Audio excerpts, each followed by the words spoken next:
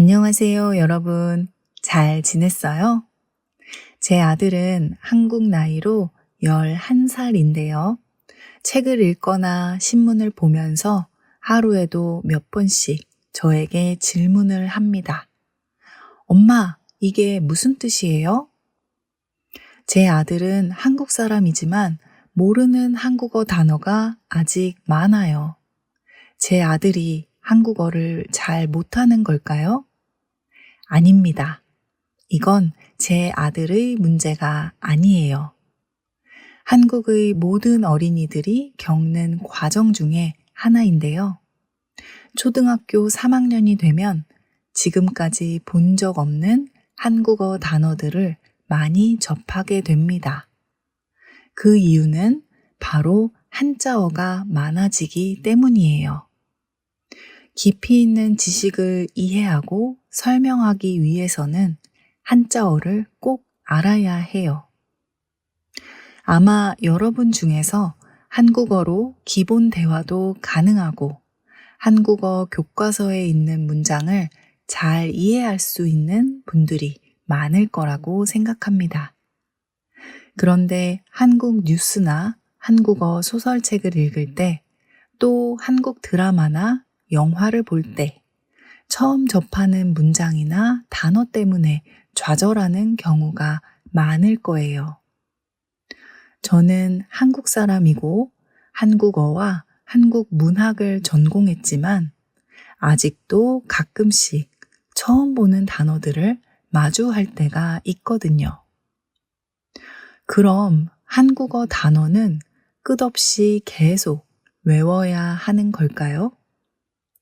모든 언어가 그렇듯이 단어 학습을 할 때 암기가 빠질 수는 없어요. 하지만 한국어의 경우 모든 단어를 다 외울 필요는 없습니다. 처음 본 단어를 유추할 수 있는 방법이 있어요. 실제로 한국 어린이들이 한국어를 공부하는 방법이기도 합니다. 오늘은 한국어 실력을 업그레이드 시키기 위해 꼭 필요한 공부법을 소개해 볼게요. 지금 내 실력이 제자리라고 느끼는 중급자 분들에게 아주 큰 도움이 될 공부법이니 끝까지 집중해 주세요. 한국어의 어휘는 크게 3가지로 구분할 수 있어요. 바로 고유어, 외래어, 한자어인데요. 먼저 고유어는 한국에서 아주 오래전부터 자연스럽게 사용되어 온 말이에요. 다른 언어나 나라에서 온 것이 아닌 순수 한국어를 가리킵니다. 여러분이 한국어를 처음 배울 때 알게 되는 단어가 대부분 고유어에 속해요.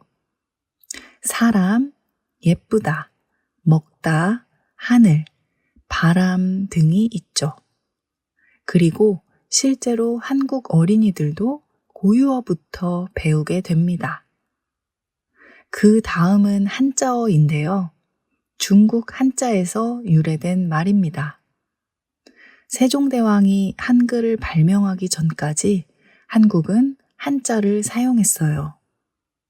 한자를 그대로 쓰거나 혹은 고유어의 소리를 한자로 표현하기도 했죠. 즉, 소리는 한국어지만 표기할 때 한자를 기본 문자로 사용했다는 말입니다. 삼국시대부터 한자를 사용한 기록이 남아있으니 한국 역사에서 한자가 아주 오랫동안 사용되었다는 것을 알 수 있습니다.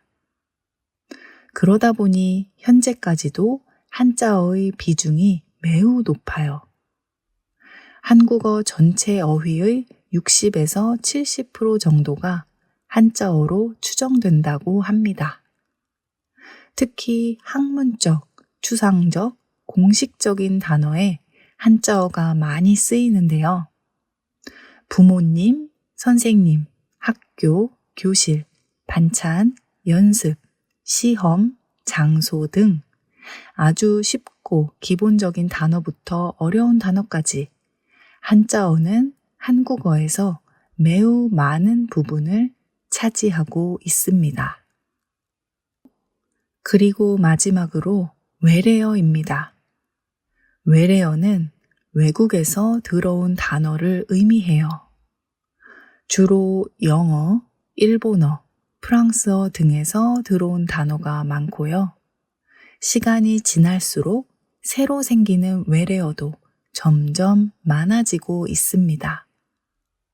아주 쉬운 외래어로는 컴퓨터, 버스, 초콜릿, 메뉴, 피자, 인터넷 등과 같은 게 있고요. 요즘에는 AI나 과학기술에 관련한 외래어도 많이 생겨나고 있어요. 상대적으로 외국인들이 배우기 쉬운 한국어이기도 하죠. 제가 왜 이렇게 한국어를 3가지로 나눠서 설명했냐면요. 이 중에 한국어 실력을 중급 이상으로 올리기 위해서 반드시 알아야 하는 것이 있기 때문입니다. 여러분도 눈치채셨죠? 네, 바로 한자어입니다. 이것은 한국어를 공부하는 외국인들에게만 해당되는 건 아니에요. 한국인들에게도 똑같이 적용됩니다.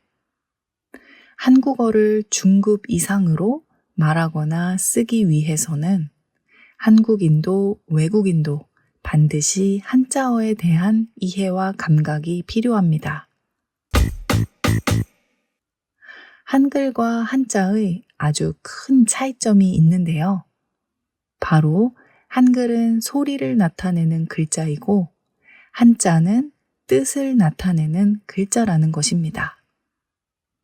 한글은 소리 나는 대로 쓰고 읽을 수 있기 때문에 배우기가 쉬운 편이에요. 하지만 한자는 글자 수가 매우 많고 기억하기 어려워서 배우기가 쉽지 않죠. 그렇지만 장점도 있습니다.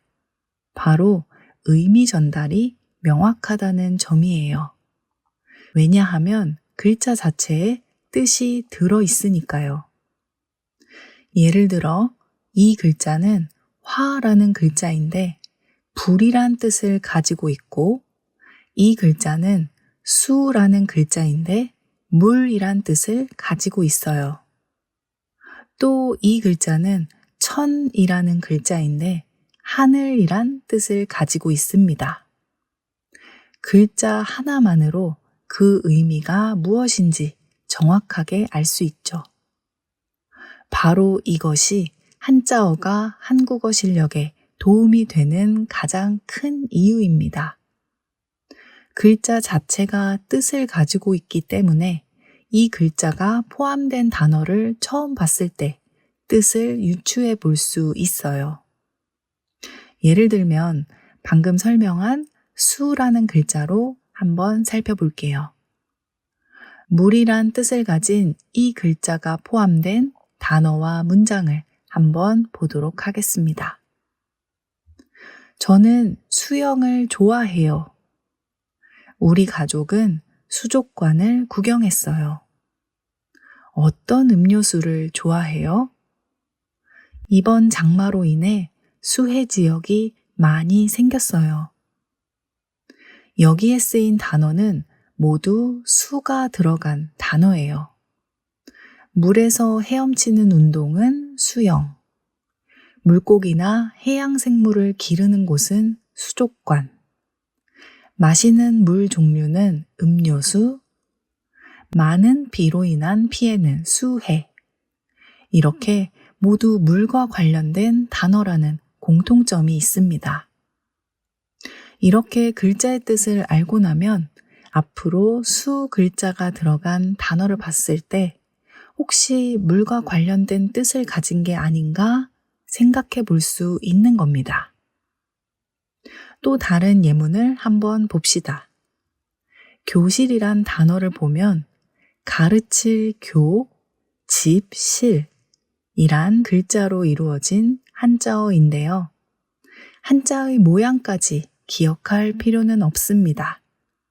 교와 실이 어떤 의미를 가진 글자인지 그것을 아는 게 중요해요. 교라는 글자의 뜻이 가르치다 라는 의미거든요. 그럼 내가 알고 있는 교가 들어간 단어를 한번 떠올려 보거나 찾아보는 겁니다.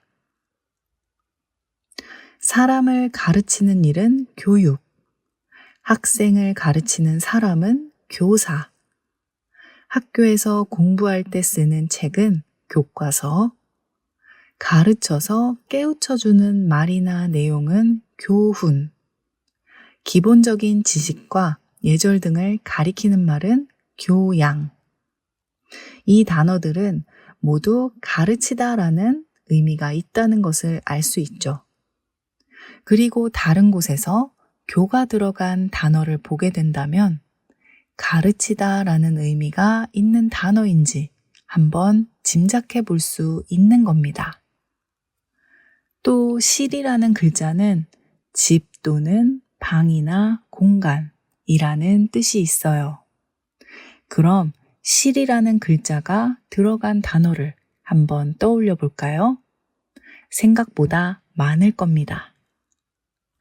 잠자는 방은 침실, 가족들이 모여서 생활하는 공간은 거실, 씻고 용변을 보는 곳은 화장실, 회의하는 공간은 회의실, 노래, 춤 등을 연습하는 공간은 연습실, 호텔에서 손님이 이용하는 공간은 객실.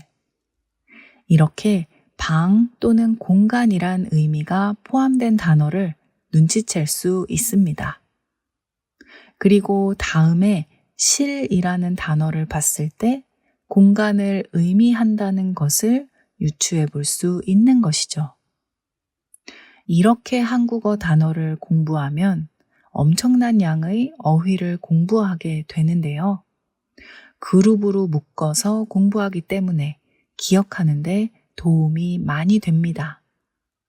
조금 더 많은 한자어의 예를 듣고 싶다면 멤버십 영상을 확인해 주세요. 이렇게 한자어를 공부하는 것은 실제로 한국 학생들이 국어 실력을 향상시키기 위한 방법 중 하나예요. 한자를 공부하고 그 한자가 들어간 여러 가지 단어를 살펴보면서 어떤 의미인지 유추하는 능력을 높이는 겁니다. 모든 언어는 어휘가 계속해서 사라지고 생겨나길 반복하는데요. 그렇기 때문에 새로운 단어가 나오면 그때마다 외워야 하는 건 맞아요. 하지만 외울 때 이렇게 한자어로 접근해서 의미와 연관을 시키면 다음에 기억하기가 훨씬 쉬워질 겁니다. 제가 초등학교를 다닐 때에는 한자 과목이 따로 있었어요. 그래서 한자를 외워서 시험을 보는 게 일상이었습니다. 또 주변에서 한자를 많이 접할 수 있었어요. 신문을 읽으려고 해도 한자를 모르면 기사를 읽을 수가 없었고요. 뉴스를 볼 때도 자막으로 한자가 많이 사용되었습니다. 그때는 소설책을 읽을 때에도 한글과 한자가 같이 표기되어 있는 경우가 많았는데요. 심지어 무협소설 같은 경우에는 한자가 한글보다 더 많이 쓰여 있기도 했었어요. 또 자신의 이름, 그리고 가족의 이름을 한자로 쓸 줄 알아야 했고요. 심지어 집 주소도 한자로 써봤던 기억이 납니다. 그만큼 한자 공부를 중요하게 생각했어요. 그때는 어린 마음에 왜 내가 한자를 공부해야 하는지 이해가 안 됐어요. 나는 한국 사람이니까 한글만 잘 알면 된다고 생각했거든요. 이렇게 끝도 없는 한자를 계속 외워야 하는 것에 불만이 아주 많았습니다. 제 또래 친구들은 아마 다 그랬을 겁니다. 그런데 시간이 지나면서 한자를 몰라도 괜찮다는 인식이 퍼지기 시작했어요. 한글만 잘 알면 충분하다고 생각한 겁니다.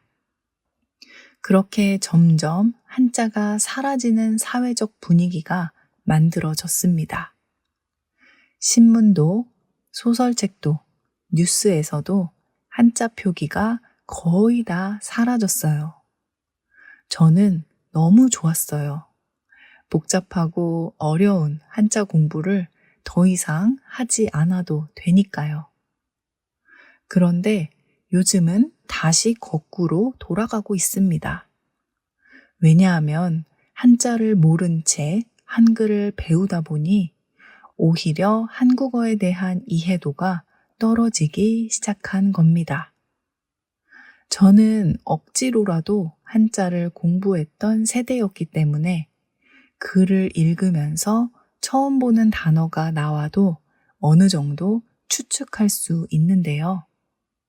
한자를 공부하지 않은 세대는 유추 자체가 불가능해진 겁니다. 또 한자어에 대한 이해가 없으니 문장을 엉뚱하게 이해하는 경우가 생겨요.